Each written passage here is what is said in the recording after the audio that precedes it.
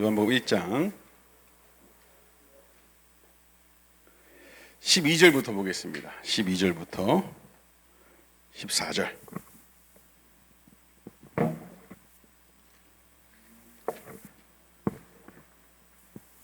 요한복음 1장 12절부터 14절 말씀 제가 봉독해 올리겠습니다. 영접하는 자 곧 그 이름을 믿는 자들에게는 하나님의 자녀가 되는 권세를 주셨으니 이는 혈통으로나 육정으로나 사람의 뜻으로 나지 아니하고 오직 하나님께로부터 난 자들이니라. 우리 14절을 다 같이 읽어보실게요. 시작.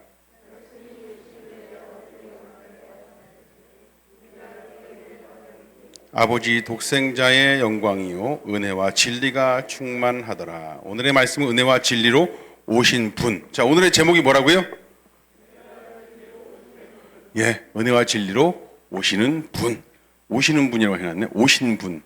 네. 뭐 같은 의미로 보겠습니다. 오늘 네. 오늘 말씀은요, 여러분 제가 그동안 성경 공부를 하건 설교를 하건 또 사석에서도 자꾸만 반복해서 거듭 말씀드렸던 부분이기 때문에 여러분들 귀에 정말 뿌리교회 교인이라면 귀에 딱지 베기도록 들었어요라고 할 만한 그런 얘기들을 다시 한번 거듭하려고 합니다. 무슨 얘기냐면 가장 놀라운 소식, 여러분들이 하나님의 자녀가 됐다는 소식입니다. 하나님의 자녀가 됐다는 소식. 하나도 기뻐하지 않는 거 보니까 여러분 로또 애들 다 당첨되셨나? 네? 그거 이상 되지 않으면 기뻐하지 않는 거. 이 부분에 대해서 아멘 해주신 윤정일 집사님 앞으로 나오세요. 선물 드릴게요. 앞으로. 네. 특별히 준비했습니다. 삼양라면. 싫어요? 라면 안 좋아해요? 괜찮아요. 얘기해요. 괜찮아요. 얘기해요. 다른 것도 있어요. 다른 것도 있어요. 아무거나 다 먹어요? 비누도 있는데 비누도 먹어요? 들어가세요. 네. 그리고 그 부분에 아멘은 안 했지만 기쁘게 웃어주신 곽선희 집사님 앞으로 나오세요. 자, 이거는 주방 비누랍니다. 세제 이걸로 설거지 하는 거래요. 네.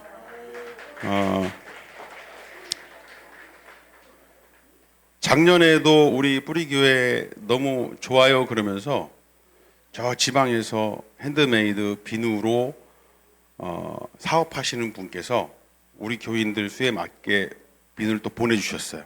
성탄절이라고. 그래서 가실 때 그거 하나씩 받아가시면 됩니다. 자기하고 비슷하게 생긴 거 가져가시면 돼요. 네. 하나님의 자녀가 됐다는 소식, 이게 가장 놀라운 소식이죠, 여러분. 그렇지 않습니까? 왜 가장 놀라운 소식일까요?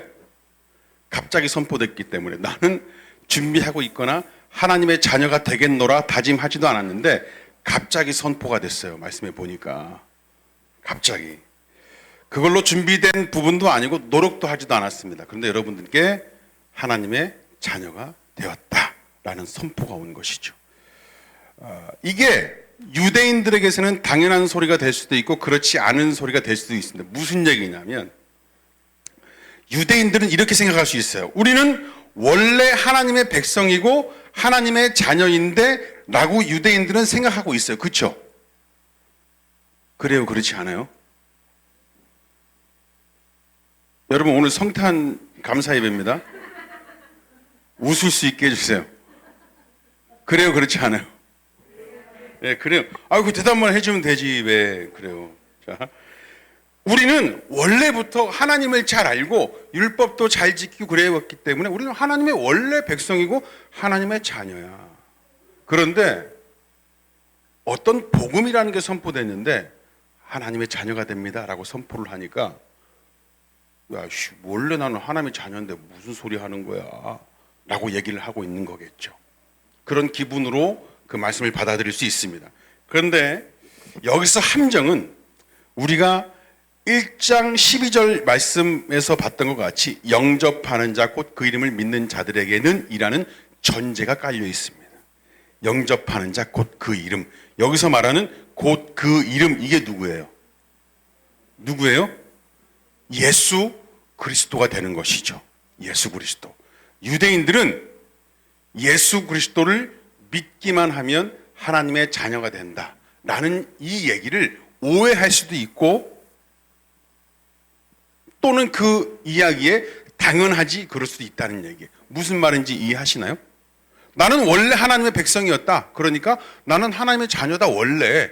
그러니까 하나님의 자녀가 된다는 권세, 이거 별로 신선한 소리가 아니야. 또는 예수 그리스도를 믿기만 하면 자녀가 된다는데 이게 무슨 얘기야? 나는 예수 그리스도 몰라. 근데 그동안 나는 율법도 지키고 하나님 말씀 잘 지켜서 나는 원래 하나님 자녀야.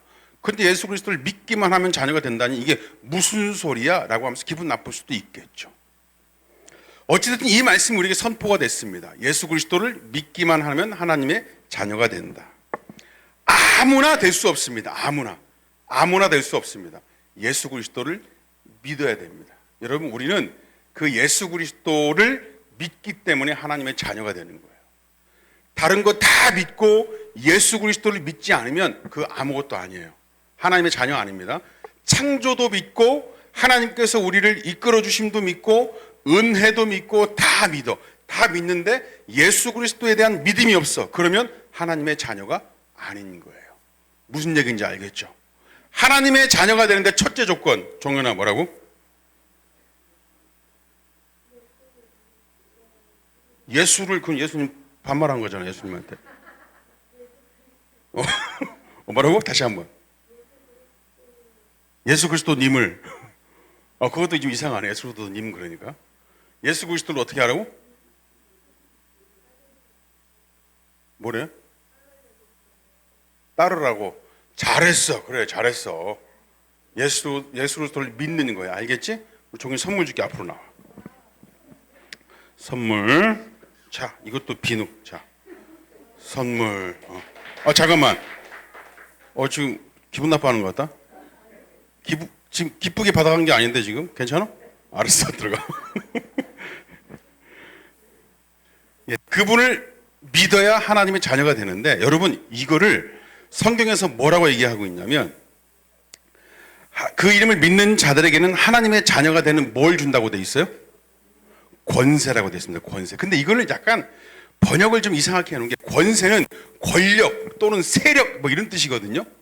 권력, 세력, 권위, 세력 이런 건데, 이것보다 다른 성경에는 뭐라고 번역되어 있냐면 하나님의 자녀가 되는 특권이라고 되어 있습니다. 특권이 좀 맞는 것 같아요. 특권. 그리스도를 믿는 자들에게는 하나님의 자녀가 되는 특권을 허락하셨다. 다른 게 중요하지 않다는 거예요. 예수 그리스도를 믿는 믿음이면 된다. 그것이 곧 특권이다. 특권. 여러분들은 그런 특권을 누리는 분들입니다. 아시겠죠? 우리 친구들 알겠죠? 그런 특권으로 하나님의 자녀가 됐습니다.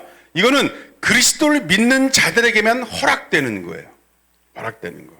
자, 무슨 믿음이냐? 자, 그러면 믿음 자체로, 여러분 이 믿음이라고 한다면, 나의 믿음 그러면 나에게서 나오는 것이거든요. 그런데 이 믿음도 사실은 나에게 나오는 게 아니라 무언가를 믿는 우리 인간들의 행위, 이게 중요한 게 아니라 믿음으로 구원을 받는다고 했을 때, 여러분 제가 얘기했던 구절 에베소서 2장 8절에 뭐라고 되어 있다고 그랬죠? 에베소서 2장 8절 찾아보겠습니다. 에베소서 2장 8절. 제일 먼저 찾아서 손 들고 아멘 외치시는 분께 선물 드리겠습니다. 시영아.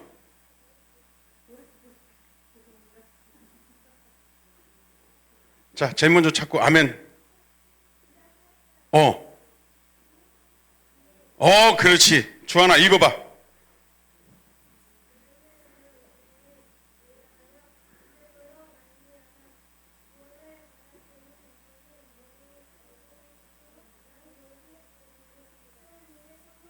아멘. 주한이 앞으로 나오세요. 주한이 앞으로 나오세요. 주한이. 이거 먹는 거 아니야? 먹고 싶으면 집사님하고 바꿔. 알았지? 자, 그래. 자, 주한아, 지금 기회 줄게. 지금 바꿀 거야, 안 바꿀 거야? 실속 있어. 저건 5분이면 끝나는데 저건 3개월 쓰잖아. 그죠? 역시 머리 좋아. 여러분, 이 믿음이라고 했을 때 뭘 믿음, 무슨 믿음이냐면 그리스도에 대한 믿음입니다. 그리스도에 대한 믿음. 예수 그리스도를 믿는데 도대체 예수 그리스도가 누구길래 믿고 뭐 하시는데 믿고 도대체 이분이 우리에게 어떤 분이시길래 믿느냐라고 했을 때 그러한 그 믿음이 우리에게서 나올 수 없는데 그런 믿음이 우리 안에 발생이 되고 만들어진다. 그래서 이것을 뭐라고 하냐? 은혜라고 한다. 은혜. 이에 대해서 믿고 깨닫게 돼서 알게 돼서 믿는 게 아니라 어느 순간 그런 믿음이 우리 안에 들어오게 되었다. 그래서 그걸 은혜라고 한다. 그 은혜에 의하여 믿음으로 말미암아 그 은혜 때문에 우리가 믿어서 구원을 얻었다라고 하는 것이죠. 여러분, 이 진리를 깨닫고 믿을 수 있는 이 믿음은 이 은혜가 아니고서는 죄인인 우리 인간으로부터 나올 수 없는 믿음입니다. 아시겠죠? 하나님 은혜 때문에 믿어지게 된 겁니다. 그래서 13절에서는 이렇게 얘기해요. 오늘 말씀 13절에 이는 혈통으로나 육정으로나 사람의 뜻으로 나지 아니하고 오직 하나님께로부터 난 자니들이라. 자, 누구로부터 났다? 하나님께로부터 났다. 하나님으로부터 났다. 여러분 같은 성도, 우리 같은 자녀라고 하는 사람들은 하나님으로부터 났다 합니다. 우리가 그리스도를 믿어서 하나님의 자녀 된 것은 우리의 실력인 믿음을 뽐내서 된 것이 아니라 하나님께서 선택하셔서 은혜로 된 것이다. 그것은 곧 하나님께로 난 것이란 흔적이다라는 거죠. 여러분들은 하나님께로 난 자들입니다. 하나님께로 난 자들. 엄청난 존재들이죠. 그죠? 나 한 것도 없는데 하나님께로 났다. 그래서 은혜라고 하는 거예요. 하나님께로 난 그 자들을, 하나님께로 난 그 원수들을 한번 바라보십시오, 여러분. 우리 집에도 원수가 둘 있죠. 우리 아내한테는 우리 집에 원수가 셋 있지만 저한테는 둘 있습니다. 그 인간들도 하나님께로부터 났다라고 하는 것이죠. 하나님께로 난 여러분들을 축복합니다. 하나님께로 났습니다. 자, 우리와 함께 성도되고 형제되고 자매된 자들은 모두 그런 자들이에요. 본래 여러분 이런 자격이 주어지려면 구약의 성도들은 율법을 주구장창 지켜내야 됐습니다. 그래야 가능하다고 여겼습니다. 그런데 이제는 율법이 아니라 뭐라고 하냐면 14절 말씀 보실게요. 14절 다 같이 읽어보실게요. 시작.